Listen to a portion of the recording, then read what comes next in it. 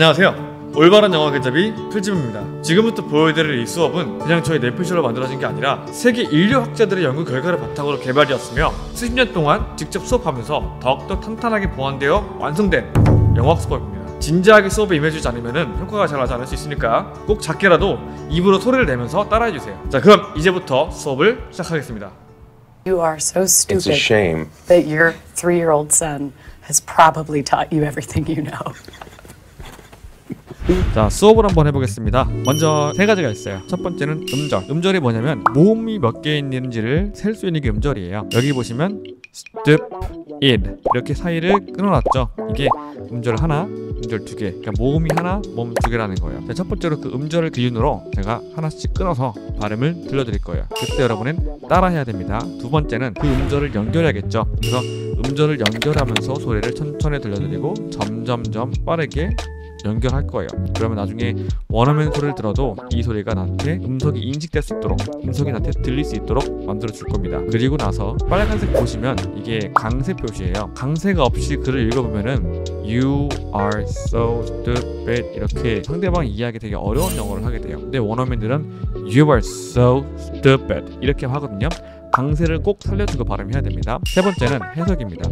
원어민이 하는 영어를 그대로 듣고 이해할 수 있도록 직독직해를 해드릴 건데요. 영어를 다 듣고 나서 한국말로 다시 또 이제 해석을 하고 대화를 하려면은 시간이 너무 오래 걸리고 불가능해요. 그래서 직독직해를 해서 듣고 이해할 수 있도록 만들어 드립니다. 자, 그러면 음절 먼저 끊어볼게요. 이 수업은 꼭 듣고 따라해야 돼요. 리스닝만 위한 수업이 아니라 실제로 발음 교정, 영어 발음할 때 이 근육을 움직여와서 그 근육의 움직임을 나한테 남기기 위한 수업이기 때문에 실제 내 입과 혀를 움직여서 최대한 비슷하게 발음을 따라해야 돼요. 자, 지금부터 따라할게요. 음절 끊는 거 따라하세요. You are so stupid. Stupid. 연결하겠습니다. You are so stupid. 좀 더 빠르게 할게요. You are so stupid. 자, 이제 해석하겠습니다. You, 너는 are, 이다. So, 너무 stupid, 멍청하다. 넌 너무 멍청해 라고 하고 있습니다. 이 영상이 playground insult라고 하는데요. 상대방한테 억까를 내서 상대방이 화를 내면은 내가 이기는 게임이에요. 그래서 일부러 화가 날 만한 말을 하고 있는 거예요. 약간 좀 웃긴 쇼죠? 자, 음절 나눠볼게요. It, it's 이렇게 이름절이에요. A, shame 그것은 이다. 하나의 shame, 부끄러움이다. 이거 부끄럽네요 라는 말입니다. 얘가 한 말이죠. 다음에 여기부터는 이 여자가 한 말이에요. That your 33 years old son. That your 3 years old son. That your 3-year-old son. 근데 실제 원어민은 years old에서 s 발음 안 하고 that your 3-year-old son 하고 발음하거든요. s 발음을 그냥 생략한 거예요. 원어민들 스웩이죠, 그죠? that 뭐냐면 아까 말한 거랑 연결해서 하는 거예요. 너는 되게 멍청해라고 했잖아요. 왜 멍청하냐면 your 너의 3살 years 먹은 old 3살을 먹은 son이 3살짜리 아들이라고 말한 거예요. 다음 내용 이해지겠죠, 그죠? has probably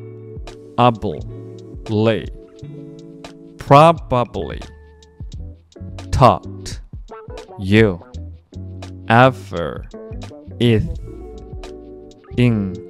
everything you know.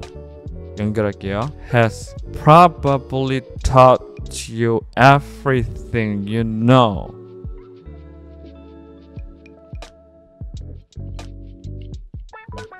Has probably taught you everything you know. Has taught 가르쳐 왔다죠. Probably 아마도 가르쳐 왔어. You 너를 everything 모든 거를 you know 네가 알고 있는 너의 3살짜리 아들이 네가 알고 있는 모든 걸 가르쳐 줬잖아. 너는 그만큼 멍청하잖아 라고 말을 하고 있는 겁니다. 완전 억까죠, 그죠? 자, 이제 아까 처음 보여드렸던 영상을 다시 한번 보실까요? You are so It's a stupid shame that your 3-year-old son has probably taught you everything you know. 어떤가요? 정말 놀라운 변화가 느껴지나요? 여러분은 처음으로 영어가 모국어처럼 선명하게 들리면서 즉시 이해가 됐을 거예요. 저도 사실 이걸 처음 경험했던 순간을 잊지 못합니다. 정말 놀라웠거든요. 이뿐만이 아닙니다. 저의 수업 방식은 이렇게 즉각적으로 학습 효과가 나기 때문에 도파민을 자극하는데요. 이 도파민은 내가 어떤 행동을 했을 때 즉각적으로 반응이 오는 순간에 분비가 되거든요. 결국에는 이 영어 공부라는 게 좀 짧은 시간에 한다고 되는 게 아니라 오랜 시간 동안 계속 해야 되는데, 여러분은 앞으로 제 수업을 통해서 공부를 하면서도 도파민이 분비돼서 즐거운 마음을 가지고 하시게 될 겁니다. 사실 제가 어제 새벽 4시까지 이제 대본 준비하다가 잠을 못 자고 오늘 이제 영상을 찍고 있는데요. 이렇게 열심히 저희가 촬영하고 있으니까 저희 이제 수업이 정말 도움이 됐다면은 구독 한번 눌러주시는 거 잊지 마시고요. 그러면 저희가 좀 더 양질의 영상을 만들 수 있도록 노력하겠습니다. 여러분, 저희 학습에서 진짜 중요한 포인트는 영어가 선명하게 들리면서 동시에 듣자마자 바로 이해가 된다는 것인데요. 이게 진짜 엄청난 개이득입니다. 이게 무슨 말인지 지금부터 자세히 설명해 드리겠습니다. 더불어 제가 수업을 이렇게 구성한 이유와 이 방법으로 공부하면 얻을 수 있는 효과도 제가 한번 설명해 드리겠습니다. 스티븐 클라슨 박사는 세계적인 언어학습의 권위자입니다. 그는 이렇게 말합니다. 지금까지 정말로 다양한 영어학습이 있었지만 정답이라고 할 만큼 큰 효과를 보는 방법은 없었다. 또한 사실 우리가 영어를 익히는 최고의 방법은 인간의 본능적인 영역에 있다고 합니다. 우리가 음식을 소화하는 것이 바로 그 예인데요. 생각해보시면 우리가 음식을 소화하는 방법은 모두 똑같습니다. 이처럼 우리가 언어를 익히는 방법도 딱 한 가지라고 합니다. 그 방법은 바로 우리가 언어를 접할 때 그 메시지를 이해하는 것입니다. 무슨 말이냐고요? 쉽게 말하면은 우리가 영어를 듣거나 읽는 그 순간에 바로바로 그 뜻을 이해할 수 있어야 한다는 겁니다. 왜냐하면 이해하지 못하는 상태에서 접하는 영어는 우리에게 큰 효과가 없기 때문입니다. 이러한 클라슨 박사의 이론은 전 세계적으로 큰 파장을 일으켰고요. 현재까지도 언어 연구에서 아주 중요한 기반으로 자리 잡았습니다. 이 기반을 통해 많은 학자들이 연구한 끝에 언어를 배울 때는 다음의 순서가 지켜져야 한다는 것이 밝혀졌습니다. 그 순서는 소리인식, 이해하기, 말하기, 읽기입니다. 또한 이 순서를 거스른다면 학습 효과를 기대하기 힘들다는 것이 현재 학계들 사이에서 널리 인정되고 있는 정설입니다. 실제 우리도 우리 모국어인 한국말을 이 순서로 배웠는데요. 우리가 딱 처음 태어났을 때는 알고 있는 언어가 없기 때문에 주변의 모든 소리가 소음으로 들릴 겁니다. 근데 점차 같은 말이 반복해서 들리게 될 겁니다. 엄마가 해줄게, 엄마라 불러봐, 엄마 따라해볼래? 그러면서 아이는 이 엄마라는 소리가 우리가 듣던 소음과는 또 다른 소리라는 것을 인식하게 될 거예요. 그리고 그 소리가 들릴 때마다 그 소리가 갖고 있는 의미를 인지하게 되죠. 왜냐면 엄마가 말하면서 엄마야 엄마, 말해봐 엄마, 이렇게 하기 때문에 이해가 되는 거거든요. 이렇게 어떤 특정 소리를 주변의 소음과 다르게 인지하게 되는 것을 소리 인식이라고 합니다. 우리가 언어를 배울 때 꼭 가장 처음으로 이루어져야 할 첫 번째 조건인 거죠. 하지만 우리가 영어를 배우는 순서는 이 순서와 다르게 배우고 있습니다. 보통 우리는 먼저 읽기를 통해서 단어장의 단어를 접하고 이 단어 옆에 써있는 한글 뜻을 통해 그 뜻을 이해합니다. 게다가 정확한 원어민의 소리를 듣고 단어를 공부하는 게 아니고 내가 내 마음대로 나의 발음으로 읽어서 소리를 내고 있습니다. 당연히 소리가 틀렸겠죠? 그렇게 우리는 영어가 늘지 않을 수밖에 없는 방법으로 공부하면서 내가 못하는 거다, 내가 머리가 안 좋은 거다 하면서 자기 탓을 하고 결국 영어를 포기하곤 합니다.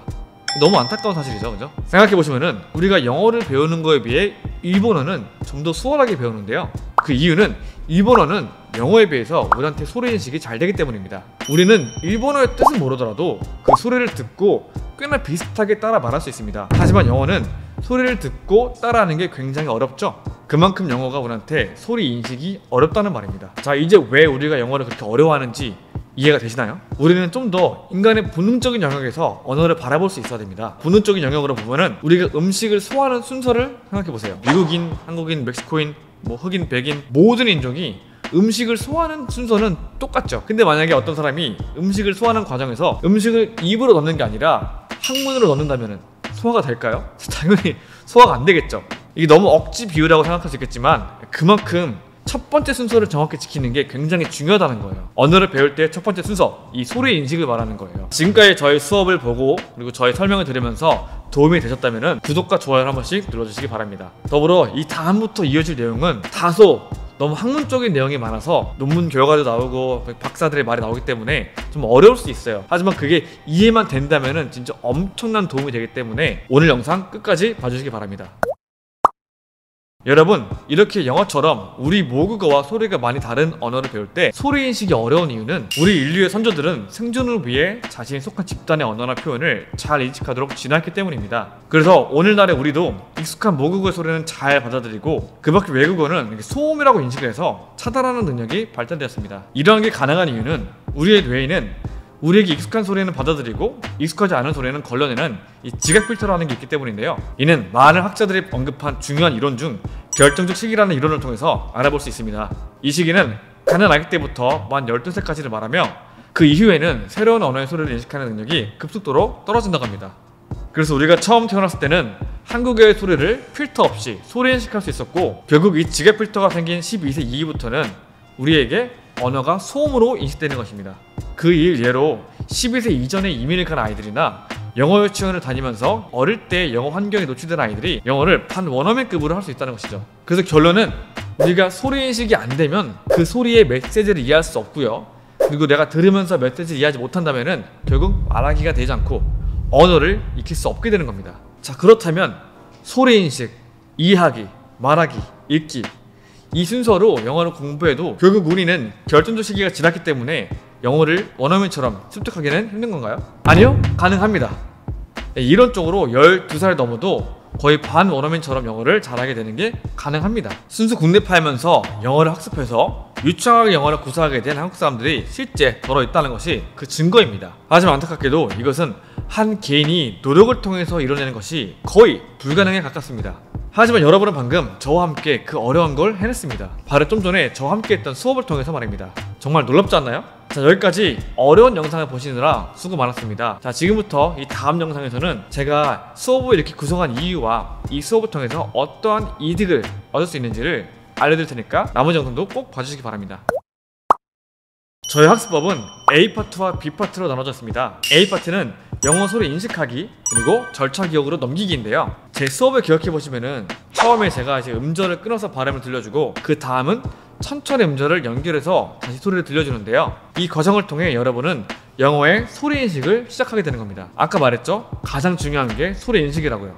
그 B파트는 이 크라센 박사의 말처럼 우리가 영어를 들으면서 바로 이해할 수 있도록 영어 해석을 제가 영어의 어순대로 해드립니다. 우리가 글을 읽을 때는 그 글이 가만히 멈춰있기 때문에 천천히 한국말의 어순대로 해석을 할 수 있어요. 하지만 우리가 리스닝 할 때는 글이 한 번 듣고 지나가 버리죠. 멈춰있지 않는단 말이에요. 그래서 듣는 순간 바로바로 영어를 이해할 수 있어야 돼요. 그게 되기 위해서는 직독직해 보이는 대로 들리는 대로 바로 이해할 수 있도록 훈련을 해야 되는데요. 제가 해석하는 거 보면은 영어가 소리가 들리는 순서대로 해석을 해줄 거예요. 그러면은 영어를 들으면서 바로바로 원어민처럼 영어를 이해할 수 있게 됩니다. 이게 되게 중요한 꿀팁이에요. 그래서 발음 교정이 끝난 후에는 여러분이 영어를 들으면서 소리를 인식할 수 있기 때문에 소리가 정확히 들리고요. 그리고 뜻을 이해할 수 있게 됩니다.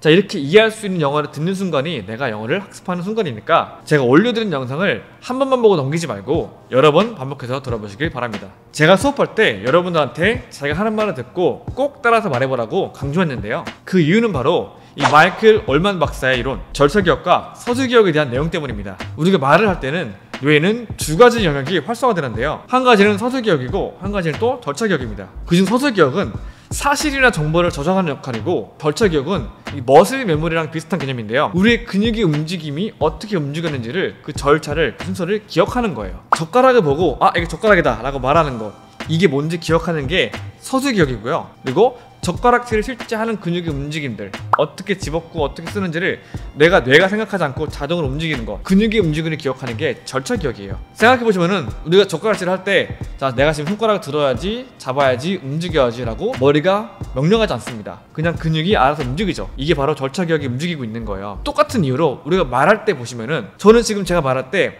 혀의 움직임이나 입술의 움직임을 신경 쓰고 있지 않습니다. 자동으로 내가 어떤 내용을 생각하면은 몸이 움직이는 거예요. 절차기억이 지금 움직이고 있는 거죠. 그래서 우리는 말하기를 할 때 서술기억과 절차기억 두 개가 다 적절하게 활성화되어야 되는 겁니다. 하지만 보통 한국 사람들이 영어 공부할 때 우리는 단어를 암기하는 거나 문법을 이해하는 거나 보통 서술기억만 공부하고 실제로 말하기를 연습하는 절차기억을 많이 하지는 않습니다. 마이클 울만 박사의 이론에 따르면 영어 문장을 효과적으로 절차기억으로 가게시키려면 최소 20번에서 30번 정도는 반복하는 것이 좋다고 합니다. 그리고 처음에는 천천히 정확하게 발음하고 점차 속도를 올려가면서 연습하는 것이 더 효과적이라고 합니다. 잘 들어보면 제가 이렇게 수업을 하고 있죠.